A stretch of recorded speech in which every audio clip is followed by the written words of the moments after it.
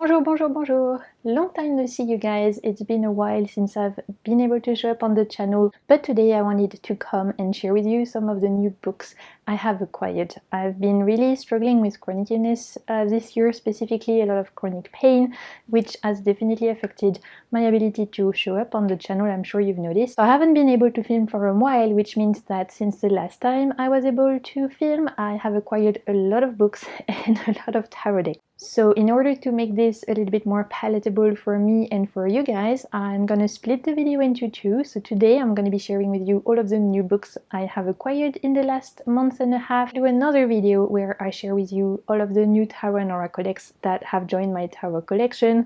It will be a big haul split in two, as it's a little bit more manageable for me, and then at least you guys can watch in your own time. Today's video is for my book lovers. I have so many books. I'm surrounded by books. I have non-fiction, tarot books, spirituality books, fiction books, fantasy, sci-fi, classics, a bit of everything. And the reason why I have so many books surrounding me is that there was a book fair where I lived in October, a second-hand book fair. So I went with my dad, and all of the books were like 50p to like €1. I spent like 20 euros that day, and I had more than 20 books. Some of them I picked up for my grandma because she's an avid reader as well. So cool second-hand books I'll share with you in the second part of the video, where I'll be talking about fiction books. But the first part of the books are going to be non-fiction, so we'll talk about tarot books, spirituality books, and all of that good stuff. If you're new here, you should know I'll put all the names of the books in the description box. If you're ever thinking, what the heck is this French frog saying, it's going to be in the description box. Down there is where you can also find the link to my second channel, The Waves of Your Soul Readings. That's where I post pick and pile readings, monthly guidance, where I read the cards for you guys. So, little intro today. Again, thank you for your patience and your support this year, whilst I've definitely been struggling a lot with my chronic illness, invisible disability, chronic pain.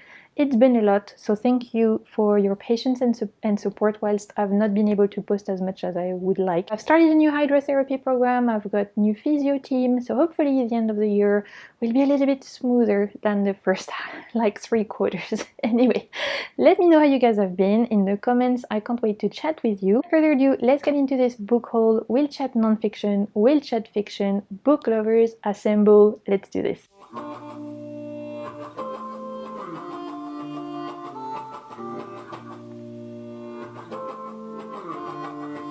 So we're gonna start with non-fiction. I used to be a huge non-fiction reader, especially tarot-related books, spirituality books, and I've kind of fallen off the bandwagon this year because, again, chronic illness shenanigan.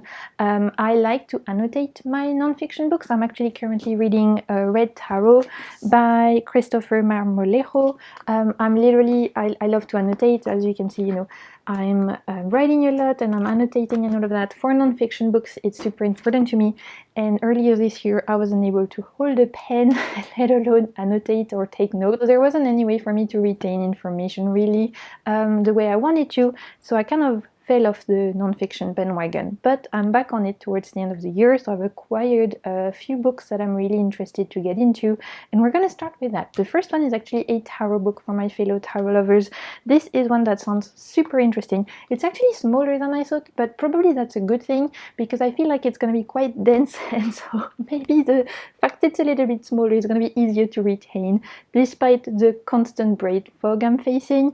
And it is the Neuroscience of Tarot by, I won't even try and pronounce the name of that author because I know I will butcher that. But this has come out this year, so it's very recent, and it's by Llewellyn who's publishing that, and as the name suggests, this is a study on the neuroscience, on the science behind tarot reading, which I think is going to be fascinating. In the table of content, it talks about neuroforecasting, like the science behind intuition. It talks about emotions and interoception. Also talks about spreads and correspondences and using that as and linking that to neuroscience. This is gonna be short but very dense. You know, this is written by someone who has a PhD. I'm expecting to learn a ton from this. This is not a subject I have ever researched. I don't think we've ever had really a book on the science behind tarot before. I'm so excited. If you guys have read this one, let me know in the comments, because I'm taking my time with Red Tarot and I'm doing a lot of annotation and everything.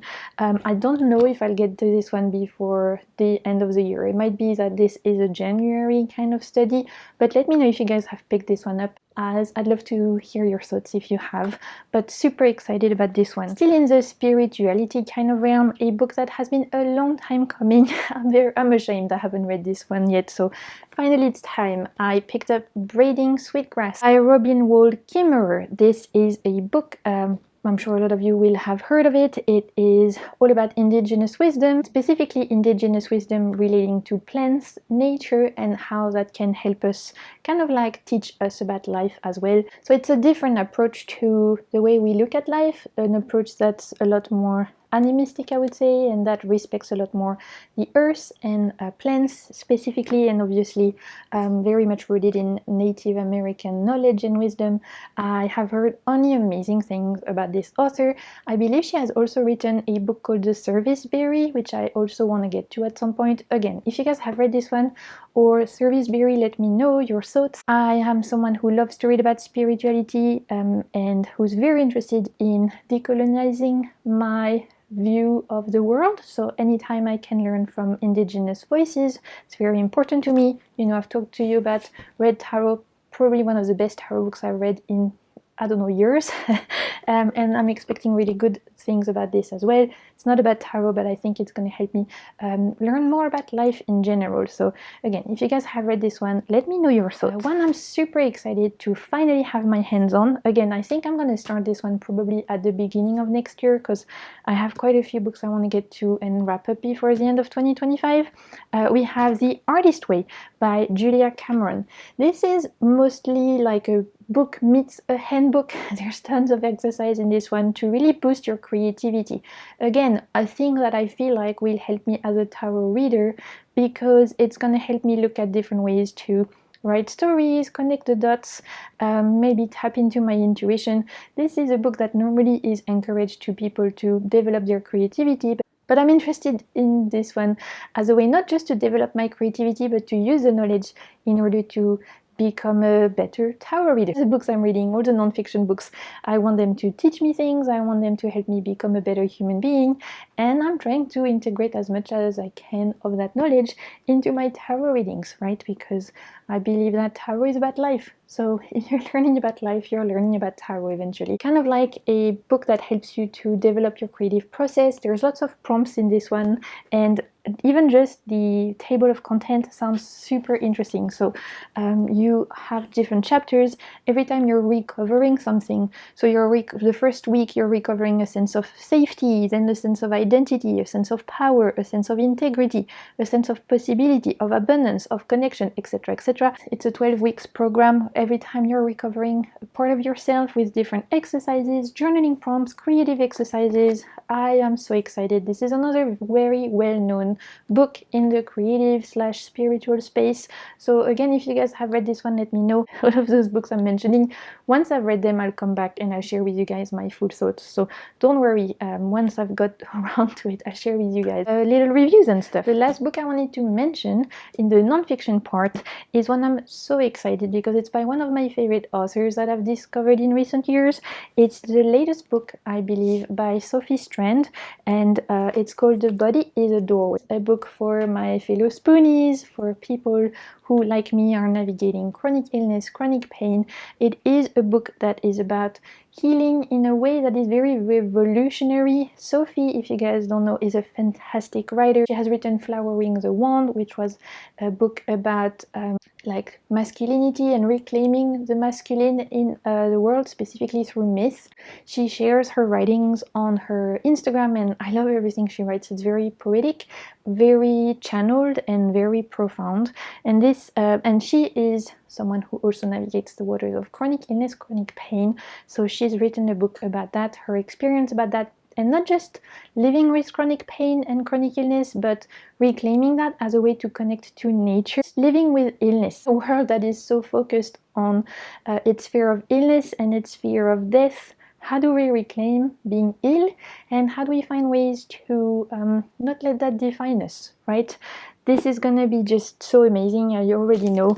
Quickly, in terms of the table of content, just so you guys get a little bit of an idea, we have Back to the Body, we have Tying Our Roots Together, we have a chapter about Storytelling is an Emergency, Ecological Storytelling and Survival, Landscape as Lover, Ecosexuality and Queer Ecology. So you see, a lot of this is definitely not just about illness and living with pain and living with illness, but ways we can tie that to nature and nature's wisdom. So I already know that these two, Braiding, Sweetgrass and The Body is a Doorway, are going to be great together. It's almost like I'm doing a little, I don't know, course module about like plant wisdom, nature's wisdom, adding on top of that the layer of living with chronic illness. I'm really excited. And again, if you guys don't know Sophie's writing, I highly encourage you to check it out.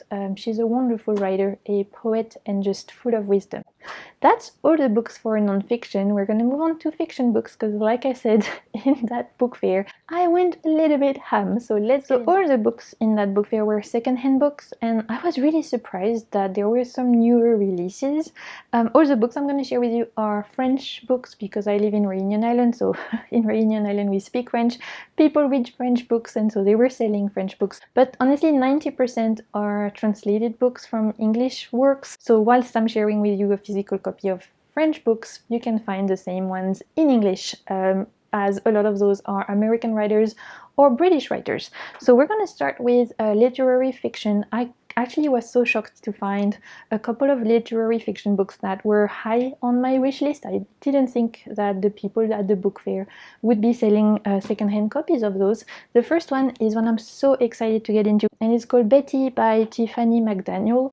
This is a book that is telling the story of a Native American girl who is the sixth of 8 children. Her dad is Cherokee, but her mother is white, and so it tells the story of Betty and her living with her sisters and brothers in Ohio, and this is a story of family drama, secrets, trauma.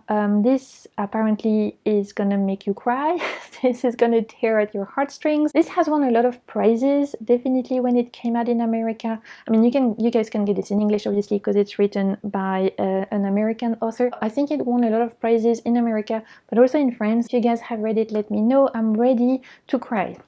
You know, if I read usually literature fiction is because I want a good cry, right? I love fantasy, I love sci-fi for escapism, but sometimes I like to have a good cry about sad stories or emotional stories or just important stories, and I feel like this one is going to be all of the above. Still in the literary fiction, I guess we could put it, is another book that has been on my wish list for years. It is a chunk monster.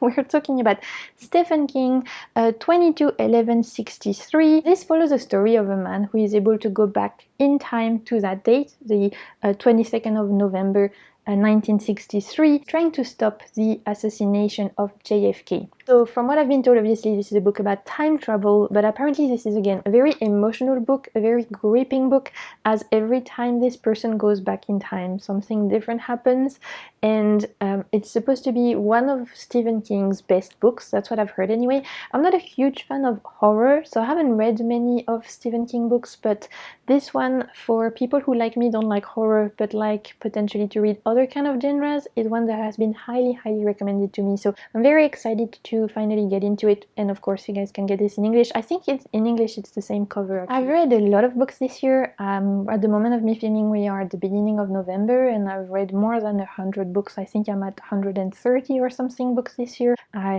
have been bedbound a lot, so I've definitely had a lot of time to read. And one of my main categories of books I've been reading this year has been mythological retellings. I love mythology, Greek mythology, Egyptian mythology. I love that stuff. I gobble it up. But I've been really trying to find good mythological retelling books, and I've been having an okay time. There's definitely been some great hits, but there's been some misses as well. Like the latest mythological retelling book I've read was called Atalanta. I can't remember the author. Obviously a retelling of Atalanta, the Greek mythology kind of warrior, Amazon warrior, and it was meh. I didn't really love it. They made her sound very meek and not very badass for a woman warrior, you know, who was surrounded by men warriors. I wanted more female rage, and I got a meek kind of character who was a little bit boring. So I've been having hits and misses with my mythological retelling books, but secondhand I managed to pick up this one, which in French is called Les Invaincues by Nathalie Hayes. In English this is called A Thousand Ships. This is a retelling of the Trojan War, specifically the story of the women that are involved in the Trojan Wars. It's going to talk about Cassandra and Helena and all of those women who were involved in the Trojan War, but finally giving them a voice. I've heard mixed reviews about this one. Some people loved it, some people didn't love it so much. I wanted to make my own opinion, and again, I think I paid like 50 cents for this one, so I wanted to give it a chance. Let me know if you guys have read this one. Again, I'm curious to know what you think. There were a lot of classics in that secondhand book fair because French people love to read classics. I don't know if that's something you guys are aware, but French people love classical literature, and I definitely have been looking to expand my classical literature library. I don't have as many of the classical books I have read and loved as I would like. I am trying to get back into getting physical copies of classical books I love, and so one I managed to pick up for, again, 50 cents is Agatha Christie's Murder on the Orient Express. This is a classic. I read it when I was very little, and I'm curious to read it again. This is a very old copy. I think you can tell it's like all yellow and stuff. I think it's from like the 80s probably, or the 90s, this specific copy. Yeah, 1981, this copy, and it's got drawings in it. Another classical books I picked up is from Balzac. It's called La peau de chagrin, literally the skin of sorrow. I'm not sure what you guys have translated this into, but this is a French author. It's a classical story about a young marquis who is getting a strange gift from a man, and which allows him to have all of his desires come true. However, obviously, all of those kind of wishes come with a caveat. So this is a book about want and desire and all the price we're willing to pay to have what it is we want. Really cool classic. Again, I haven't read this one since I have been at school, so I'm excited to revisit this with a more grown-up brain, if I can say that. Another classic I picked up at the book fair, which I'm embarrassed to say I have never read, you guys. This is The Catcher in the Rye by J.D. Salinger. I've never read this one. I actually have the English version. I found a couple of English books there. This was one of them, and I've never read it, you guys. And it's embarrassing because I did English studies when I was younger. I read a lot of like American literature, British literature, classical English authors, all of that. I feel like I've read a lot of them, but this one has always somehow escaped me. Again, this is an edition from like 1990s, so you probably can get other editions that are much nicer looking, but this is what I could find at the book fair, and I'm excited to finally read this because, yeah, I mean, I should, right? This feels like an embarrassment. I've never read it, so we're remedying that. Now we're gonna move on to my favorite category, fantasy and sci-fi. You guys know that's mostly what I like to read. If I'm reading fiction, 90% of the time I'm reading fantasy books. I'm reading YA fantasy, dark fantasy, any kind of fantasy, and I'm reading sci-fi. I love it. Cozy fantasy, all of it. Here for that. And I didn't think I would find any fantasy or sci-fi books at the secondhand book fair because it's actually not a genre that a lot of French people read.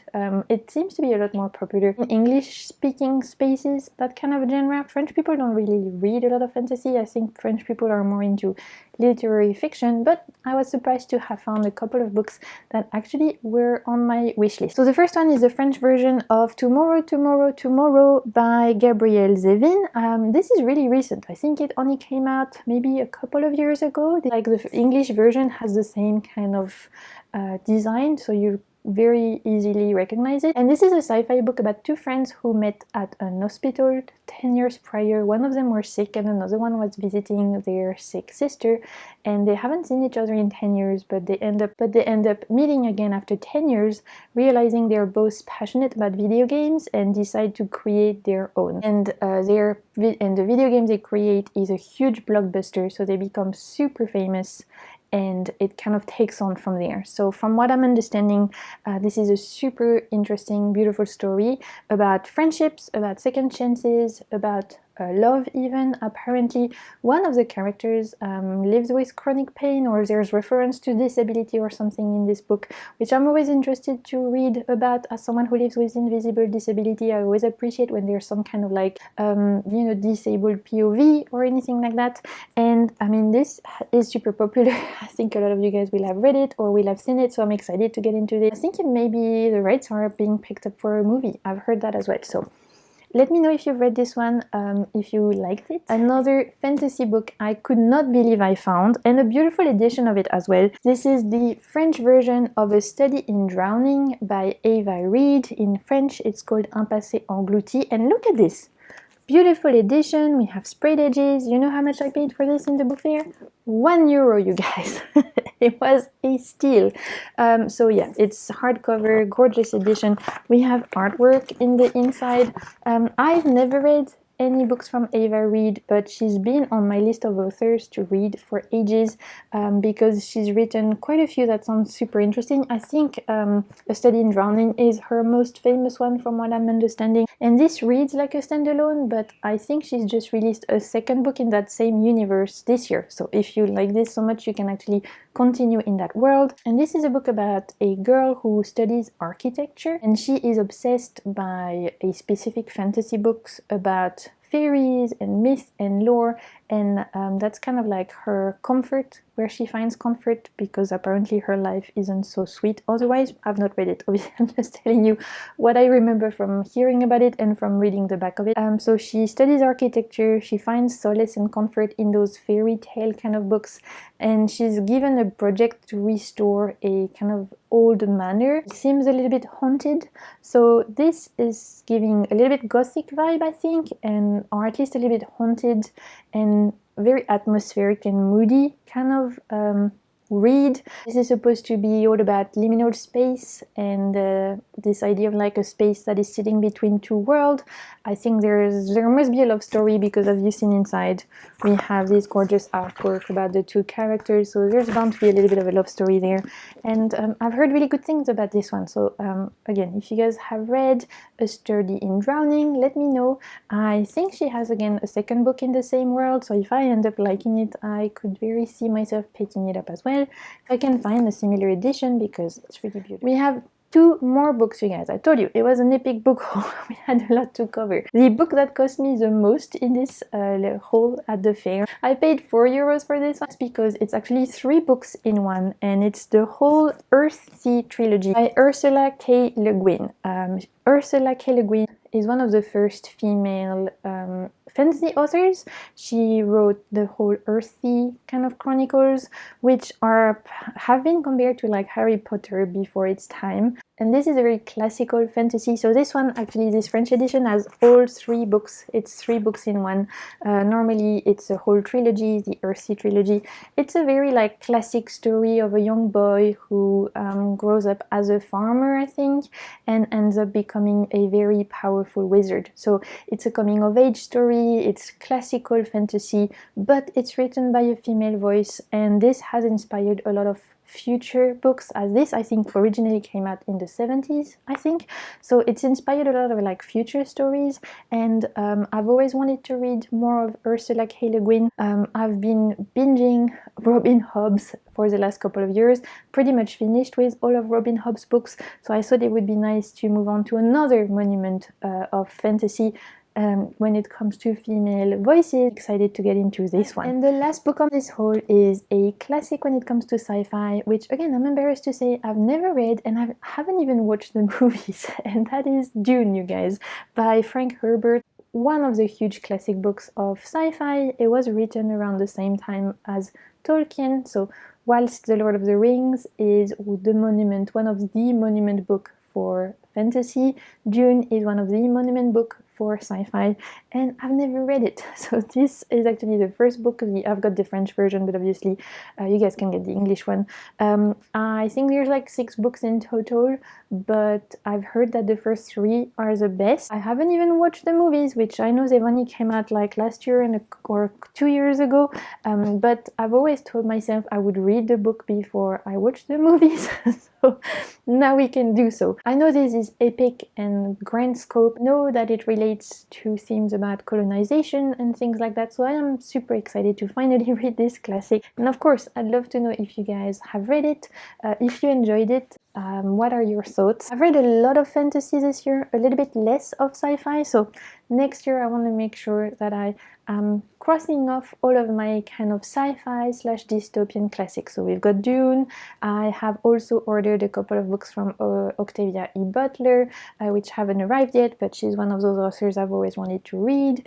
I also want to read N.K. Jemisin, which is more of a fantasy / sci-fi, I think, the Shattered Earth trilogy. So I think 2026 is going to be my sci-fi / dystopian year, whilst this year was more fantasy, epic fantasy, dark fantasy year.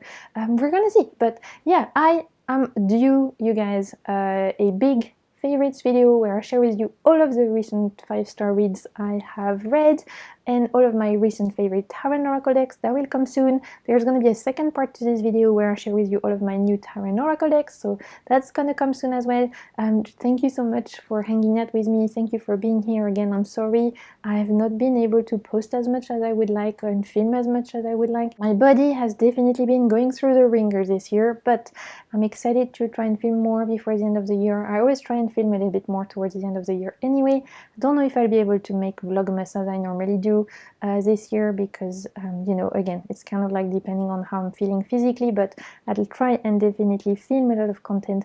I have a ton to share with you guys.